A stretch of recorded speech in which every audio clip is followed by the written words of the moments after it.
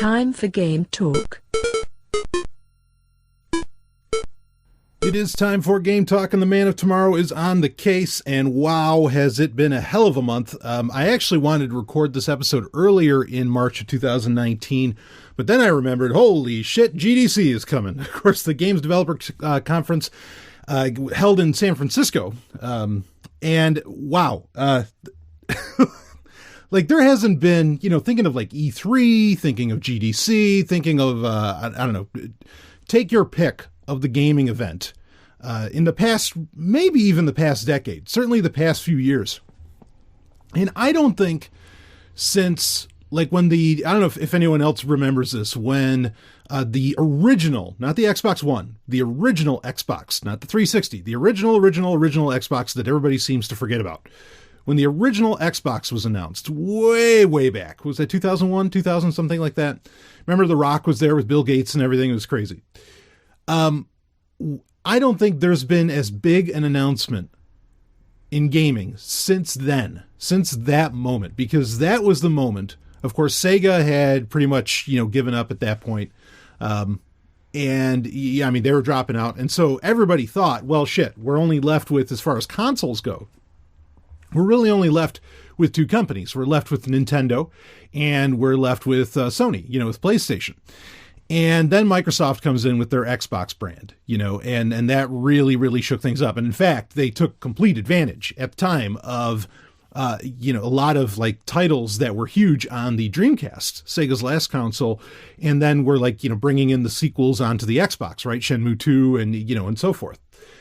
But that was a huge event. It changed gaming, and obviously to this day, it has still affected gaming dramatically. Of course, its sequel, the Xbox 360, would go on to be one of the most popular, and to this day, still played consoles. It's really Microsoft's PlayStation 2 in a very real sense. But it really changed everything. I think the same thing happened at GDC this year in 2019. And part of it comes from Microsoft's little Xbox brand, but more importantly, it comes from Google. Now, links are in the show notes to dive deeper in a lot of what I'm going to talk about here. I'm not going to spend a whole ton of time talking about like the heavy duty technicals. You can read up on a lot of that, but by and large, the technicals of what Google announced are important. And we'll talk about some of it, but it's not the most important thing because of the nature of what Google announced. Scaling is a very real and advantageous thing for them. And so the numbers that we're talking about now could be made moot tomorrow. They could be made completely meaningless. But regardless, we want to break into this.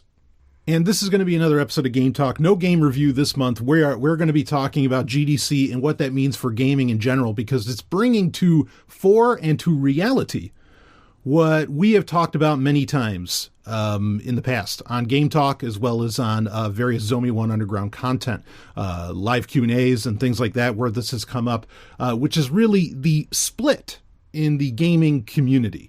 Okay, and that's why this is also really important to talk about, because let's be clear here. Gaming is the number one, especially video gaming particularly, is the number one entertainment medium in the world. It's bigger than movies. It's bigger than TV shows. It just is. You can say it's not, but ever since, smartphones became a thing, it absolutely is the number one entertainment medium, like the most popular entertainment medium, most used, most, engaged with out there in some form or fashion. It really is. I mean, is everybody playing Battlefield, whatever the fuck? No. Okay. But everybody is playing, or just about everybody seems like they are playing just some kind of game, whether it's, I don't know, Fruit Ninja or some kind of bullshit. That's still gaming. I mean, it's not like the gaming that I'm used to, but I get it. That's still gaming. So we are talking about, when people want to say that, well, oh, come on, video games. What does that matter to me? Game Talk used to originally be a part of Sovereign Tech, right? And I had a lot of people who would say, well, I don't care about gaming or anything like that. But no, you don't understand. I guarantee you, just about everybody that said that, games in some form or fashion. Like they do something as far as gaming. I don't know what mobile title they might be playing, but they probably are. They think because it's not sitting in front of a TV or holding a Nintendo Switch in their hand or, or pulling up something from Steam or something like that, that it's not gaming. Well, no, it's still gaming. And Google has really blurred the lines here with their announcement of Stadia. That's what it's called, Stadia. Stadia is, and again, this might be, honestly, this might be the most important episode of Game Talk done. I mean, not that we've done that many, but this might be the most important talk about games that I've ever engaged in, because this is a, pun intended, this is an absolute game changer, what Google announced with Stadia. Is it a new idea? Not really. But for the first time, a company with real money is backing this project. And also a lot of technologies and infrastructure now exist to where this is more possible. So Stadia is a cloud gaming service. Okay. Again, not a new idea. What is it? OnLive, there's been a bunch of different ones, over the years, really over the past decade, where there have been companies that have tried to, they'll get some AAA titles and they've tried to engage in where, you could like install the app, the piece of software, and then you could stream whatever whatever few AAA games maybe that the service had, and you pay a monthly fee of some kind to play those games. So a lot of people have tried this, but there's always been issues. There's been lagging issues, which we're going to talk about because Google has done something, well, pretty ingenious, I guess, to resolve lagging.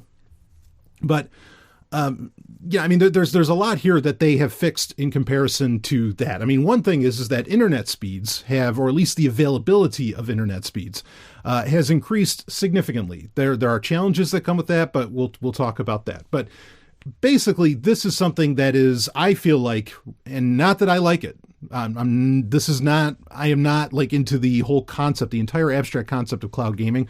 I am not on board with. Okay. And I will explain why, even though it won't surprise a lot of people. But I think really that Google can pull this off. I don't think there's anything to stop them. As to where in the past I would insult where a company is not going to be able to pull it off, I think Google is a company that can pull it off. And again, I will explain why that is. So Google Stadia is, again, you're going to have gaming and apparently they're already making deals with various partners. They're creating their own game studio to, make their own, not homebrew, but their own, in-house games, which I think that's, if you want a console to take off, and granted, this is cloud gaming, so there's not exactly a console, but there is. We'll explain it. If you want your platform, shall we say, if you want your gaming platform to take off, you have to have some kind of franchise lock-in for something. If it's Steam with Dota 2 or Counter-Strike or whatever, well, that would end up getting ported elsewhere. But, whatever it is, or if it's Halo on Xbox at the time, if it's Mario on the, on a Nintendo console, if it was, which it was for a long time, if it's, Final Fantasy on Sony, on the PlayStation brand, or, also what would be a big deal would be Uncharted or God of War, right, on, on PlayStation, whatever it is. If you want to succeed, you've got to have something where they have to go to your platform, all right, to play some kind of game that is just this like epic fucking experience. Now, the other thing as well is that Google needs its own gaming dev house, okay, to really, I think, take advantage of what exactly Stadia can do. And I think that's where a lot of people are thinking about this. And even I can recognize the interesting aspects and the positives and the advantages of what something like Stadia can bring. So basically, Stadia is an app. It really is just an app that can be installed on just about fucking anything. On a smartphone, it can be installed on a Chromecast. It can be installed on, what just about any box that you could imagine, okay, that can install apps, you can put Stadia on. And that's part of what makes it so interesting, is that Google has made, apps like available on just about every platform. I mean, even you think of Roku, like Roku even has the YouTube app, among other things. All right. So this can play on basically any box, any device that you throw it at that can handle an app. And it doesn't have to have much in the way of processing power whatsoever, because all the processing power is being done on Google servers, right? And that's another point where this gets interesting, because all this is being done on servers, you don't have to actually have like a really powerful, however many gigaflops, a box console in front of you, like a PlayStation 4 or an Xbox One. You don't need that. All of that gaming power, all of that processing power is being done far away.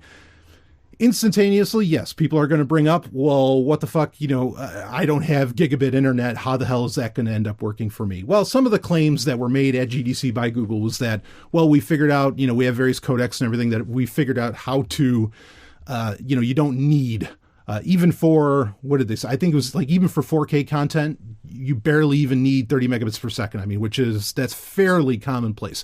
It'll be interesting to see if that becomes a reality, but regardless, something I think a lot of people don't realize is that there are people who say they claim they give a shit about 4K, or they claim that they give a shit about pixel density and all of this other stuff, and they really care about, the graphics are amazing on the Xbox One compared to the PlayStation or something like that. There's people who claim it, but they really don't care, right? I mean, let's just be honest, they don't care. And in fact, some of the more popular games out there right now, which look, Google has to go for as many people as possible. And if you are intrigued at all by Stadia, if you are like, wow, I want to try out Stadia, you're going to want as many people playing this, not because it needs to beat out Sony or Xbox, or Microsoft or anything like that, but because, and this might be, one of the most damning things about, or for Stadia in general, is that if Google doesn't dominate a market, they cancel their products. And for me, this is, I want to get more into, this is tough to kind of put it all together because I have so many fucking thoughts about this. Okay. There are advantages. There's interesting things that are going to happen with this, but you can instantly just start thinking of the disadvantages and how this is not going to, there's a very real chance that this is not going to take off at all. Okay. But one of the problems is that we know, you can look at the fiber, release that ended up getting canceled after however, hell, it might have even been billions of dollars that got laid out to, get the laws passed and everything to be in Louisville, Kentucky, right? That got canceled recently. That's only been going on for a couple of years. Google Plus just got shut down. Google Allo just got shut down. We've been talking about the graveyard of Google services and products and projects on Sovereign Tech for the entire 7 years the show's existed. And Stadia, if it doesn't dominate the market, Google will probably cancel it because, this is an expensive proposition. As advantageous as it is to have all the processing power not being done locally and have it being done on Google's, massive server farms, wherever they happen to do it for Stadia, or if they take advantage of all of it, and the scalability of that, right? Because all they have to do is just add more processing power to it. And it's not like they have to sell you a new device, right? Google can just add processing power at, in-house. And then everybody gets to take advantage of that. Okay. Regardless of all that, that's still going to be an expensive thing to do. Great that they can make that happen. But even to run all of that, and especially if you're going to keep Stadia at a, as far as a price point, if you're going to keep it at a low enough fee to where it's and this is another way for it to get to that, where everybody fucking has it, you're going to have to put it at a price point that, anybody can buy into. I think it's going to have to be cheaper than Netflix. I think you're going to have to do less than $10 a month. You probably need to beat out what Switch is offering, even though they don't have the greatest gaming offering, and it's a very different type of gaming offering. But what is it? Nintendo Switch Online or whatever the hell? What is that? $40 a year? You're going to have to do something like that. You've got to keep that down. But then to justify the cost of running all of the processing power, all of the servers and everything required to make a cloud gaming service work, you got to have quite a few million, if not billion people on your fucking platform, right? Now, it's inexpensive for them in that game developers can just port over their games to this and just, play it off the servers and away they go. There's no real hardware to sell. There is one piece of hardware, the gaming controller, which we're going to talk about that. That's where things get very interesting. Okay. But basically everybody already has, either through a Chromecast, their smartphone, a PC, whatever or just a TV with the smart TV or something, whatever the fuck it is. Everybody already has the infrastructure. Everybody already has a screen to play it on. And that's really that's the point of entry, okay, for these games. Now, there is a game controller that they announced as well, which the game controller looks fine. It looks like your average, game controller, something akin to that doesn't break patent on the PlayStation controller, more or less, which is what everything is really based off of, unless you're Nintendo, who still tries to come up with original controllers, which kudos to them. But regardless, so that game controller, yeah, you can buy that, but you don't actually even need that. Right? Because a lot of it can be done if you have a touchscreen, it can just be done on the touchscreen, or you could plug in any controller you want to, say if you're doing it via PC, hell, then you could use a PlayStation controller if you wanted, I suppose. So I mean, like there's really no barrier to entry here other than the price. Everybody already has the infrastructure. So because of that, it's inexpensive for Google to say, roll this out. So, but they still need to make a ton of money. And again, if you are excited about this, you want them to make a ton of money. And this does get into, I want to talk about the problems more later. Okay. Because otherwise, like I said, though, you are going to run into where they'll cancel this shit, and they'll do it with impunity. They don't care. They don't care if and if you were excited about it and you spend hundreds or thousands of dollars on games on this platform, whatever, Google doesn't give a shit. Obviously, I mean, again, they'll cancel. I mean, Google Plus, remember that was the fucking back end for all of their projects and products and their services for a long time. And that's done. It's over. ORCID. I mean, you go down the fucking list of Google services that have come and gone. I'll tell you straight up before we'll talk more about that later, but I'll tell you straight up, I am not going to get Stadia, or I'm not going to get invested in Stadia anyway. I might try it out a little bit, but just to talk about it as a tech journalist, but I'm not going to get invested in it for that very reason, because I don't count on any Google product. I don't even count on Gmail. I use Fastmail, for fuck's sake. I don't think anything's safe in Google's hands. I mean, your data sure as hell isn't, but I also don't think any of their services are safe. They'll cut those out at any given moment. But regardless of that, let's talk about the game controller. So what does this require? It just requires some kind of screen that has apps attached to it. That's all you need to play Stadia. Everything else is handled by your internet connection, which might not be that good. There's a problem there. Yep. Okay. But that's something that can get licked and solved. And our people are already talking about how 5G would solve that. Well, if you want to listen to Sovereign Tech, there's an episode, it's right in the title, that talks about 5G. It's a Skynet now with 5G. That's the name of the episode. You can listen to the problems with 5G if you have concerns with that. But regardless, those issues are things, but that's all you need is a screen, and you need an internet connection. Okay. Now they do offer a game controller. What is the deal with this game controller? This game controller, it would have been intriguing if they put, and maybe they'll do this at some point, if maybe somehow there was a way to, like maybe if they did NVIDIA Shield, where there was a version of the game controller with a screen on it. But again, I guess you don't really need to do that because everybody already has a screen. So what the game controller does that's very interesting is that it allows for the game controller itself for Stadia actually connects to the internet itself. It doesn't connect to your screen. It doesn't connect to your Chromecast. It doesn't connect to anything locally other than your router. It has its own Wi-Fi connection. It's not Bluetooth or anything like that. That own Wi-Fi connection is how they're solving probably one of the first critiques that anybody comes up with on any, cloud gaming platform is, well, what are you going to do about latency? Sure, okay, the server's feeding me this, but I put in my controls and it takes however long for the Wi-Fi to register that I hit X or A or whatever. And, in a game like Street Fighter, I'm fucked if there's any latency whatsoever. Latency is still very much a concern with Stadia. Okay. But at the same time, the idea of having the controller have its own real processor and Wi-Fi and everything, and having it connecting and handling the duties on its own as a standalone device is I gotta admit, I wouldn't have thought of that. That's a brilliant way to handle the concerns around lag, because what the controller's doing is it's connecting directly with its own Wi-Fi connection. It's connecting directly to the servers.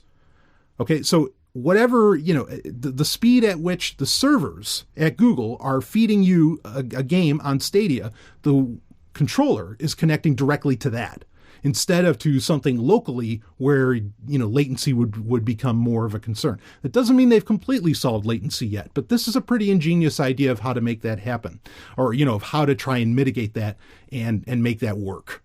All right. So the game controller is a very interesting thing. Now, as far as other advantages that come along with this, here's the thing. This is something where, because it can work on any screen, and this is the first thought that I had, is that, okay, this works on any screen whatsoever. Well, most people don't just have one screen. Okay, like they have multiple screens that they get to take advantage of. They have a TV, they have a smartphone, they have a laptop in front of them. And in fact, I've been to plenty of places where people have all 4, 5, 6, 7 devices all in their, a bunch of them in their lap and the other one in front of their face, and they're already rocking it. Imagine a game that took advantage of all of those screens in front of you that you owned. I think it's Artemis is the name. It's not a Star Trek game, but it feels like a Star Trek game where it's a Star Trek simulator and where you can play it with a bunch of people and just everybody kind of hangs out. It's almost like LARPing or something. They all hang out in a room. Everybody gets their own little chair, desk, whatever. And you all have your own screen and you all connect to the same Artemis server. And then each one of you plays a different position on the bridge of a starship in this game with your own screen, with your own computer and all of that. That kind of thing could become very popular with Google Stadia. And I expect a game like that, or where you yourself can have multiple screens that can take advantage of everything, including is one of these things a touch screen? Like you have a tablet, and you can just press on that, and that allows for you to, you could have an entire cockpit in front of you just with devices that you use to go through your day on any given day.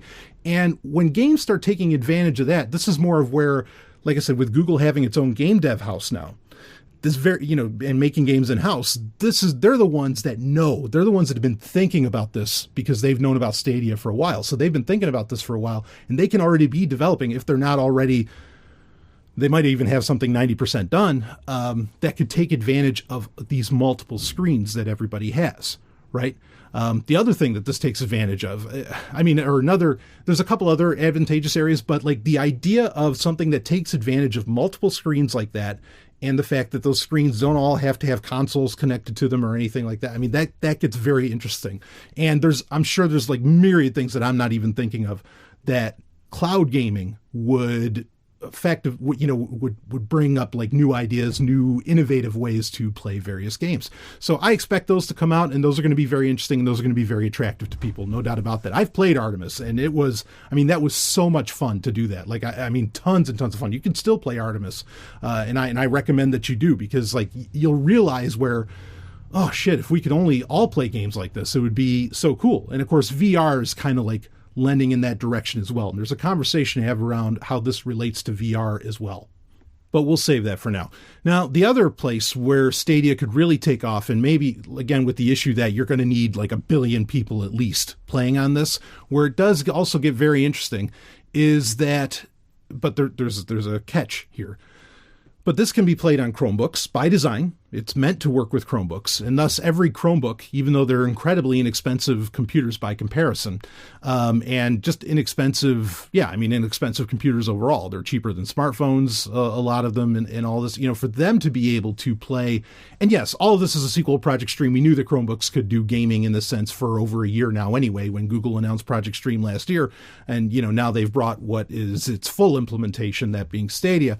A lot of people have Chromebooks. A lot of kids have Chromebooks. A lot of government, a lot of education. Chromebooks have invaded those two particular markets, those two particular areas, I should say. They're not really a market, but they're markets in one sense of the term. But anyway, those two particular areas. Chromebooks are everywhere, and because of that, suddenly a lot of people have a AAA gaming console in front of them, and they didn't even realize it, right? So that's going to be, that makes things very interesting, where the barrier to entry also disappears. Because again, a lot of schools, give out Chromebooks to kids, right? 1 laptop per child, all that stuff. Chromebooks have really run with that as well. Again, because they are so inexpensive, but they're going to be able to really take advantage, of this cloud gaming platform. So that's one thing, is that you're going to have a lot of players kind of out of the gate with that. The other thing is that there are a lot of, say, more developing countries where Google has been working its ass off to make sure that there's internet access there, right? You think Project Loon, right? That's supposed to bring 3G speeds and other things. If people have devices designed to connect to Project Loon, or they have, whatever that looks like, or if they have smartphones, of course, you have the, whatever, it's not Android One, that's a completely different thing. What was it, Android Silver, or whatever the fuck the project was, where Google was making lower end Android devices to go out to, shall we say, developing markets, developing countries, and so on. All of those become, honestly, they become gaming consoles. And now suddenly the rest of the, what sometimes gets called the other 6 billion people on the planet, they all get to be gamers now. and maybe they have to buy, I don't know, the $30 controller or whatever that Google's going to offer them, but that can connect to whatever's going on, and they get to go to town on it, or they play some lower end games. I mean, this is something else to consider too, is that, graphics today, and I think this is a fine and dandy thing. Today, graphics really don't matter because now, there's plenty of games that are just cutesy. They have 8-bit graphics or whatever. They're very cute and people just love these games and they go nuts about it. And I've made the same argument for virtual reality, for VR headsets and everything, is that processing power doesn't exactly matter. It's more about the availability that, having like the best graphics in the world, making it look like Call of Duty, whatever fucking version, is not, for a lot of gamers, that just doesn't mean shit. What they really care about is the game fun, and is there like some kind of fidelity and ability to, really play it. And so a lot of games that don't require a ton of horsepower or are not graphically intensive whatsoever by design, those are often some of the most popular games that get released in the world to this day, even though they look like something from the NES era, from the NES days. So, yeah, I don't, if you're wondering, well, but how are they going to play, Battlefield over in Afghanistan or something like that? Well, they don't, they don't need to. But then also, the internet speeds, that's still a concern. But I think, again, like a lot of games, what they could do is that if it's in an area, say, India is one of these places where they're trying to, break into emerging markets and some other countries. All you do is you make a tailored version of Stadia that has the lower end games that don't require the 4K resolutions or, any real processing power. Because, you still need some processing power on the side of, on the client side, right? Whether it's on a TV, and that's something else too. In fact, John Carmack was talking about this on Twitter. He was saying like, look, most TVs can't really process the signals from gaming devices in general, that get to them, and people just don't notice or don't care. As long as the game is playable, as long as the lag isn't too much, they'll just rock it. They don't give a shit. And I think, we're talking about some parts of the world here where maybe they've never even really gotten into gaming, and they're going to be happy to just play a video game. They're going to be like, holy shit, I'm king of the world here. I'm playing a video game. I'm not insulting them by that. Not at all. I'm just saying that that's a reality. Okay. That they're going to be very excited that. And I'm excited for them in a way, because like I love video games. I love gaming. I'm a gamer first. And I really I'm glad when more people get to play games and get to feel the joy that I've felt, my entire life playing video games. All right. So I'm not knocking it. But that's really where, so these are the advantages, is that there's a lot of markets that this could enter into very quickly. There's no need to spend, $600 on the next PlayStation or whatever. This is something where just about everybody already, even in emerging markets, everybody already has the device that can get the job done. And, I wonder, I tried to look into some of the pricing structure. There hasn't been a whole ton of announcement. This is supposed to be out within 2019. That's going to be very interesting. Maybe this will be like a holiday thing, and that the Stadia controller could be the hottest ticket at Christmas this year, frankly. I really wouldn't be surprised. And also, a feature that I didn't talk about is there is a way to where you could be watching YouTube, okay, on whatever device you happen to have. And who doesn't watch YouTube on whatever device they happen to have? Come on. Like, even I watch some YouTube.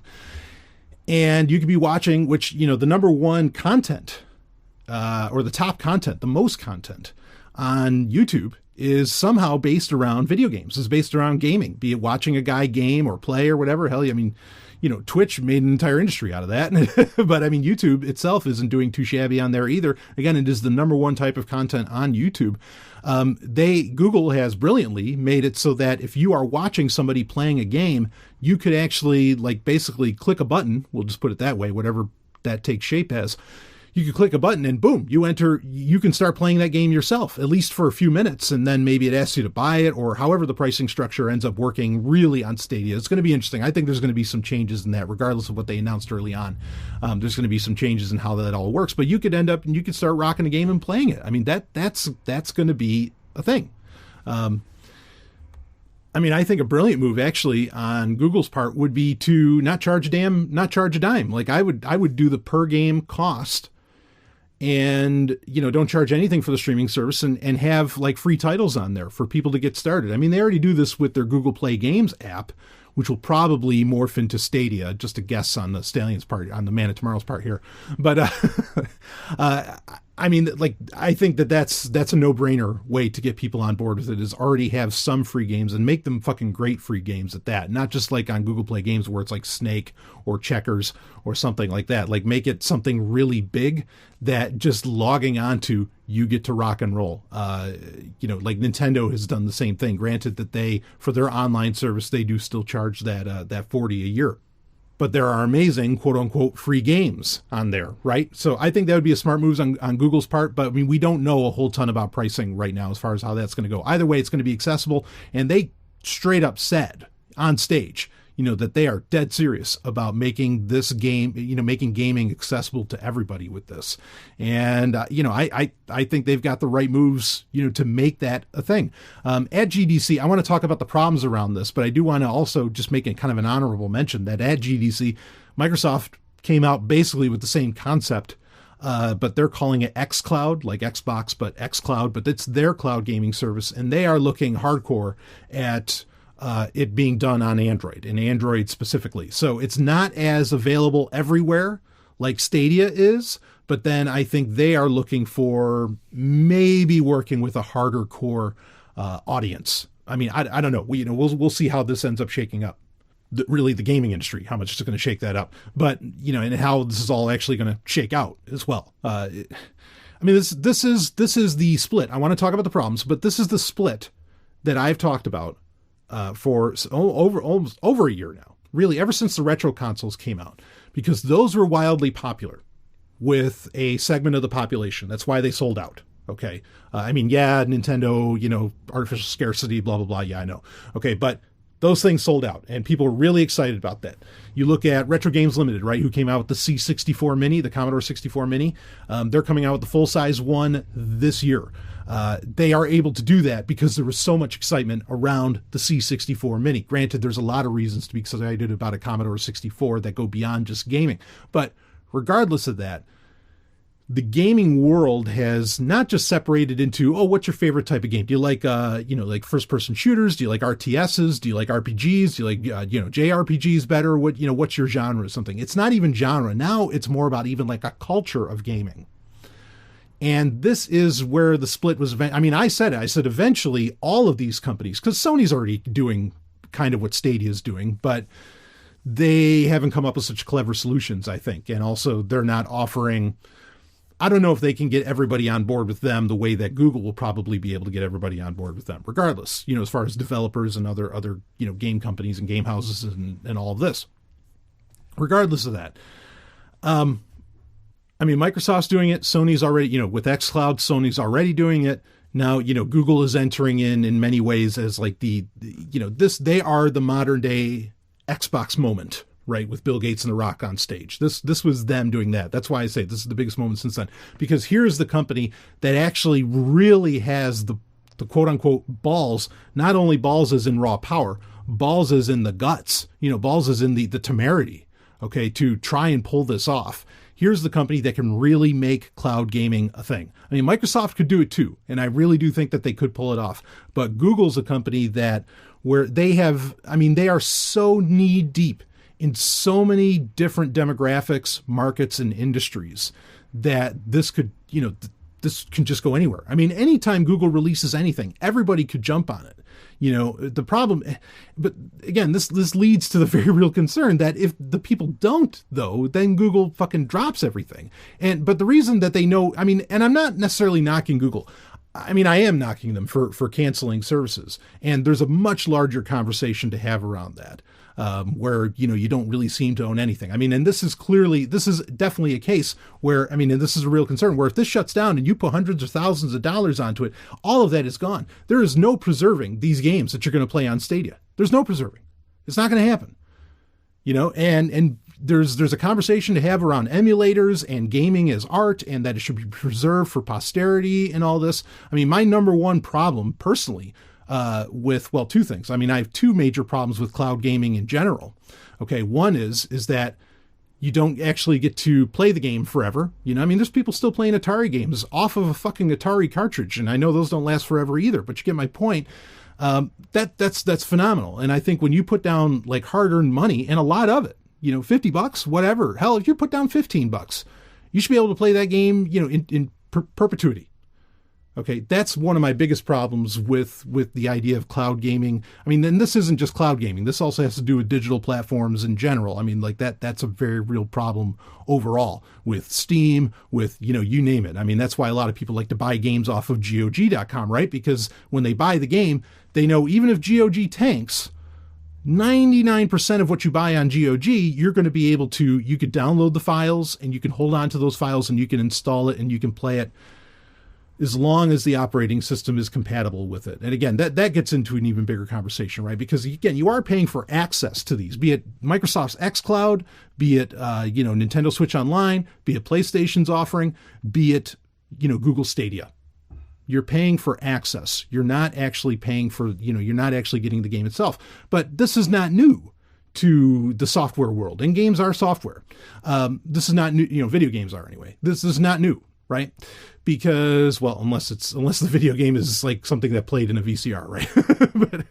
but this is not new. Windows has always been, you've always just been paying for access. You never technically, quote unquote, legally, fuck legality, but you get it, quote unquote, legally, you never own your copy of Windows. You never have. It's always been, admittedly, a license. You pay for access to Windows 10 or Windows 7 or whatever version of Windows going back, into time.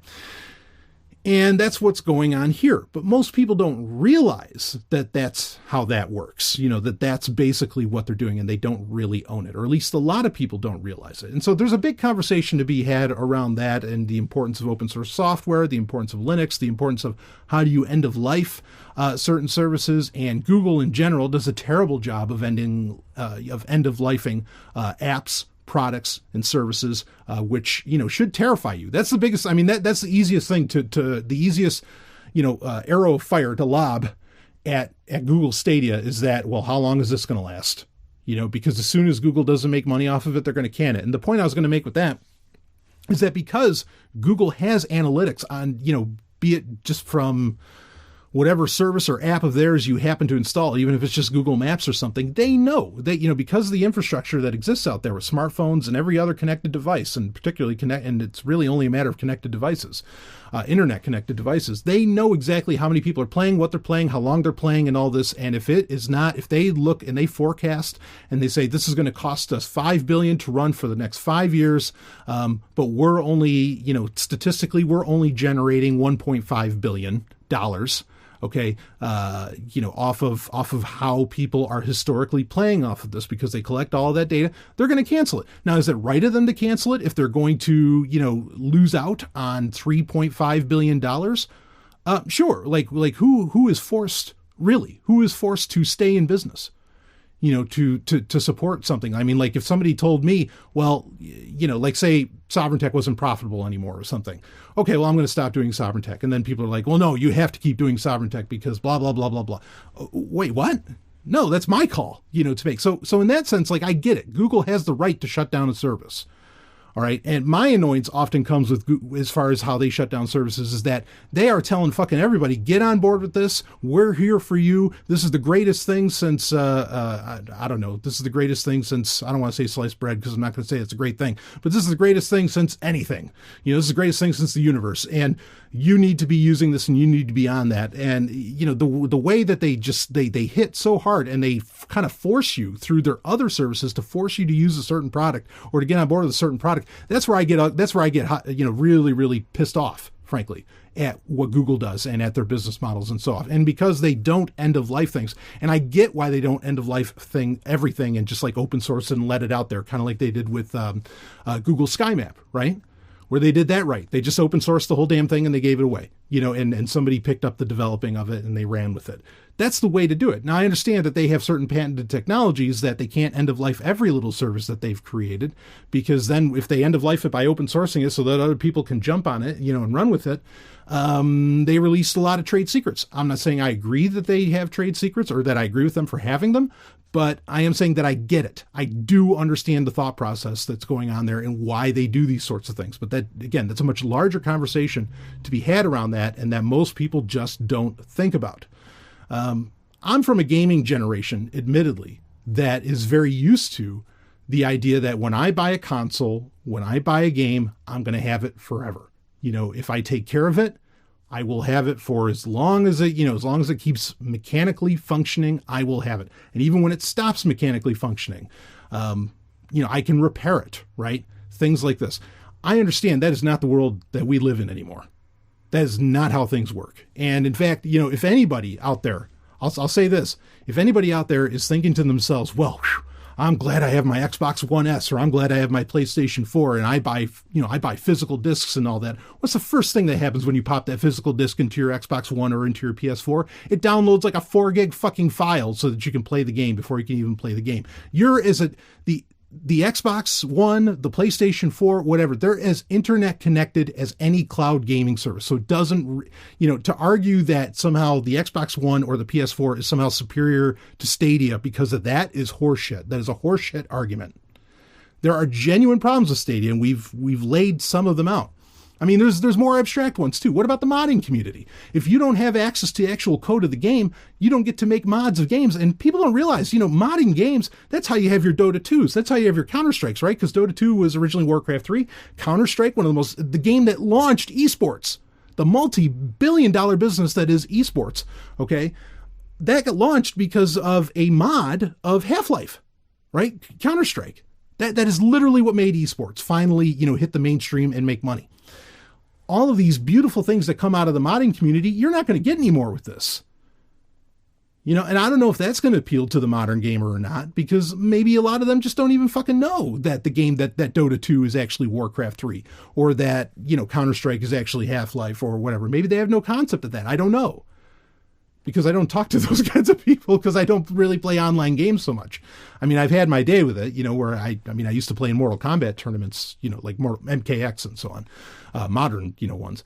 But yeah, I'm really not sure. Like, I'm not on the pulse of that because I'm a different type of gamer. I'm the gamer that I'm not solitary, but if I want to play multiplayer, I want the person next to me in the room, right? I'm not that way. So, and that's okay. I'm just saying, understand that there's going to be this split. And honestly, I don't know. I mean, I can complain about the issues that are going to happen, especially if Google does become as big as it needs to be a success. You have to understand, they have the absolute incentive to completely take over gaming because that's the only way that this becomes profitable for them. In comparison to how they run their previous services, they run nothing as a loss leader. They just don't. They don't run Google Plus as a loss leader. If something is not taking off, they say fuck it and they cancel it, no matter how many people are using it. And most people that will use even a failed Google product, the average Silicon Valley startup would, they'd probably engage in genocide to have those kind of, that kind of user base that a failed Google project has. So if they don't get, that's another concern too, is that, look, Google's like going to have to own this shit. Otherwise it's going to end up getting canned. But that's the thing, is that if they try to own gaming and take it over entirely, then that subculture or these subcultures, there's not going to be any, it's going to affect certain subcultures of it, because the retro gamers like myself, we're going to, there's always, it's hopeful because there's always going to be people making like classic games. The fact that today you still have people making Atari 2600 games, you still have people making C64 games, you still have people making Super Nintendo games, you still have people making Genesis games. And yes, you do, not just on Kickstarter, people doing it for, out of their own, bank account or however the hell they're funding it, whatever they're doing, or just their own spare time. People are still making those games. People are still making classic games for PC and so on. That subculture will always be able to exist, but like there's a very real problem that we might not end up with anything like really amazing or innovative if that subculture of gaming isn't fostered in some way. And yeah, I'm concerned that Google Stadia might really push out some of the beautiful aspects of gaming in favor of the newer aspects. That, and again, some of them are genuinely advantageous and innovative. I'm not going to deny that, but those newer aspects, if they, bring those in, like it could end up dominating. And, it's what happens when you get a monoculture, right? You never want a monoculture. You always want biodiversity. You always want, some kind of diversity, because that's where real innovations can come up. or innovations that can appeal to, different individuals and different subcultures and all this. Yeah, I mean, I kind of worry about that. And in fact, I could almost see where Stadia, honestly, because of just the ease of entry to this and not having to even spend $200 on a console, no matter how inexpensive Nintendo might make a console, Google could just take this whole thing over. And that's a shame, because then you won't get like the great ideas like Nintendo Switch and so on that also have to have, gaming's not a zero sum, no pun intended, game. It's not a zero sum game. You don't have to play just one game, right? But I think a lot of people, as they get more invested in certain platforms, it's why you have a lot of people that, only buy iPhones, or a lot of people that only buy Android, and so on, because there is a platform lock-in that kind of occurs. And that's a little more of what I'm worried about. So this is going to be interesting. If anybody has a chance at making cloud gaming a thing, it's going to be Google. If Google doesn't pull it off, I don't know if it's ever going to be a thing. I really don't. The other thing that can happen too is that, you do have finite time. So while it's not a zero-sum game, you don't have to only play one game. You can kind of only play one game at a time. So, there is the issue of time.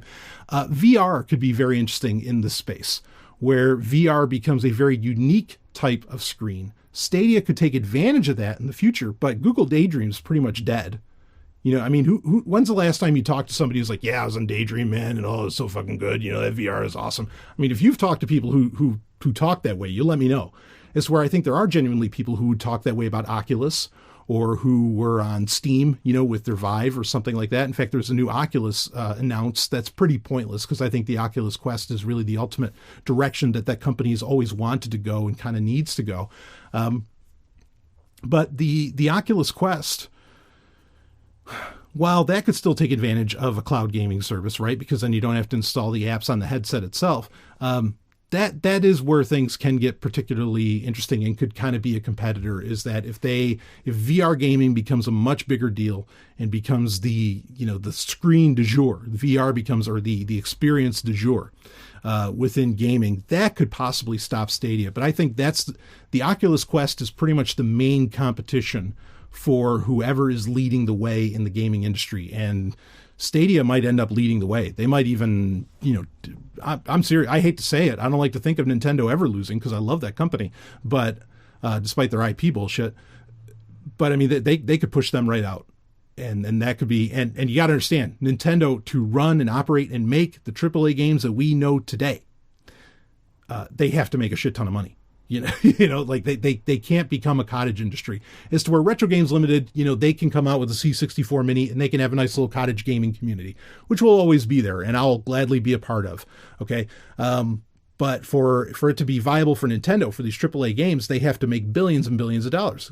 Google's going to be in the same bit of business. And I guess ultimately that gets to my biggest concern with all of this, is that the need to make such ridiculous amounts of money on, to make these platforms, whatever it is, $600 Sony console, Google, cloud gaming service, Microsoft cloud gaming service, xCloud, whatever the fuck it is, to make these platforms viable today, they have to make so much money. I am kind of terrified of the dirty tricks and the behaviorists, the behavioral tricks, like behavioral psychology tricks, much like gambling and so on, that like a lot of, like I said, like gambling machines take advantage of to keep people playing and all that. I'll admit it. It's conspiratorial of me, I grant you, but I'm a little concerned at just how far these companies will be willing to go, to make these platforms viable.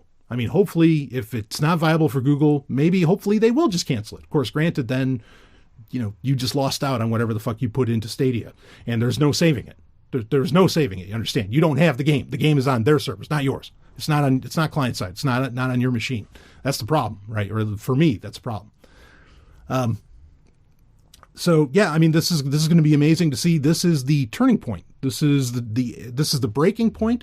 This is where, the cultures of gaming really do split off. And I said that this was going to happen. Actually, Robin Freebeard and I, we were talking about it. We said this is where it's going to split off. You're going to have two gaming communities. You're going to have like the retro gaming community that wants their shit local, whatever. And then you're going to have, your streaming community. And you already have this in the movie industry, right? Like, I mean, you have people who, oh no, Netflix is fine. And Netflix is certainly is the dominant, right? Or the streaming, or, streaming services are fine. I'll deal with the streaming services, blah, blah, blah. But then you have, I guess, more of your purists or your cinephiles or whatever who are like, no, give me the Blu-rays. I want the Blu-rays. Fortunately, Sony is not Google, where they just dump things. Okay, and granted, Blu-ray is a medium, is a technological medium in and of itself that has a lot more versatile uses than just giving you movies or TV shows to watch in a Blu-ray player, right? Lots of people use it. Hell, that gets used for games. But we've seen this in the video industry, right? Whatever that is, TV shows, reality TV, movies, whatever, is that you have people who streaming is fine. And then you have people where, no, I want it local. I want the Blu-rays. I want to taste the brain matter. I want it so fucking high def that, like it's like I'm there, right? Or something like, the argument. I was quoting Swordfish there. That's happening in gaming right now. That same split where, you're going to have the Netflixes of gaming, and then you're going to have the people who want that really like that personal touch, and that comes with so much more at the end of the day. And just has a very different feel to it, perhaps more of an authentic feel. And what I mean by that, like consider with Blu-rays, where you get, you end up getting commentaries, right? Director's commentaries, or you get like all these special features and all that stuff. You generally, 9 times out of 10, you don't get that on Netflix, or you don't get that on anything else. So there will be like this more niche aspect, this other subculture within the gaming culture, that will want this deeper experience with gaming, and an experience that will last them their lives, because they're not just going to play it once. They're going to play it over and over again, or they're going to want to make sure that they're able to play it over and over again, and so forth. So, or just like in books, right? Same thing, where you have the split, where you have ebook readers and you have people that, no, I only want paper because paper is going to last me forever, or whatever their arguments are. So that's happening in gaming right now. And this was genuinely the moment that it occurred. So anyway, I could have talked about, there's a lot of talk about the discless Xbox One that's going to be coming out. I think a lot of that is kind of pointless when you're doing xCloud and when you have Stadia. That is where the bulk of the gaming world is going to be looking. Everything else is going to be like really a niche subculture. It's a sad time in a way, because I think that's going to hamper innovation in what gaming could have been overall. If it's stuck with its more traditional roots of being, the localized console or the localized install on a PC, things like this. But it's going to be interesting to watch, and we'll be covering all of it. Well, I don't know how much I'm going to cover, because again, I'm more of a retro gamer. Maybe I'll just be covering, maybe GameTalk will just cover the subculture that's, the retro gamers and so on. But we'll be keeping an eye on it anyway. And I will see all of you next time on GameTalk, only on Zomia 1. Woo! Game over.